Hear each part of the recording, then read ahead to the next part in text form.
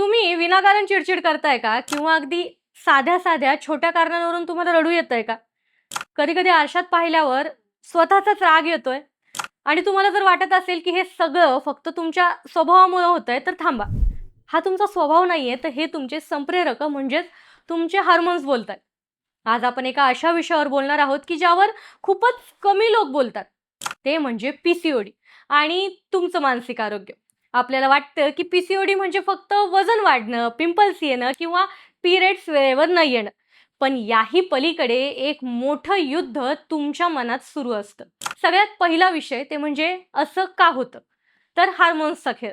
आपल्या शरीरात जेव्हा अँड्रोजन हे पुरुषी हार्मोन वाढतं, तेव्हा त्याचा थेट परिणाम हा मेंदूतील सेरोटोनिनवर होतो. आता हे तेच केमिकल आहे जे आपल्याला आनंदी ठेवत असतं. पण जेव्हा हे कमी होतं, तेव्हा मूड स्विंग्स, नैराश्य हे सगळं आपल्याला जाणवू लागतं. म्हणजेच डिप्रेशन, नाही का? आता इन्सुलिनचा रेझिस्टन्स हा देखील कमी होतो. शरीरातील साखरेचं प्रमाण वाढलं की थकवा जाणवतो आणि या थकव्यामुळे तुमची चिडचिड होते. यानंतर काय तर चेहऱ्यावरचे केस वाढणं किंवा केस गळणं.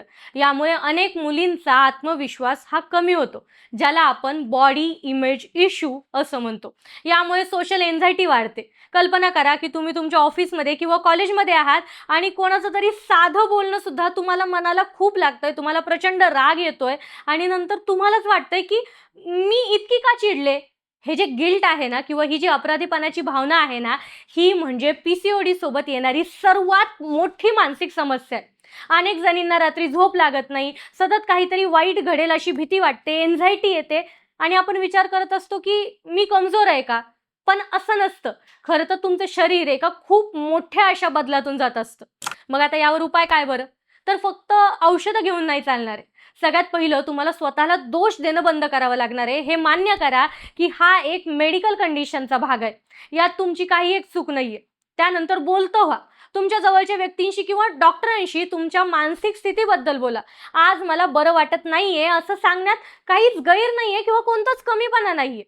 त्यानंतर तिसरी गोष्ट म्हणजे झोप आणि आहार. दिवसातून कमीत कमी 7 ते 8 तास झोप ही झालीच पाहिजे आणि ती शांत झोप झाली पाहिजे. साखर आणि कॅफीन हे कमी करा, यामुळे तुमची एन्झायटी वाढते. आणि सगळ्यात महत्त्वाचं म्हणजे थोडा व्यायाम. जिममध्ये तासनतास घाम गाळण्यापेक्षा 15 मिनिटं शांतपणे चालणं किंवा प्राणायाम करणं हे सुद्धा तुमच्या मेंदूला खूप जास्त शांत करेल.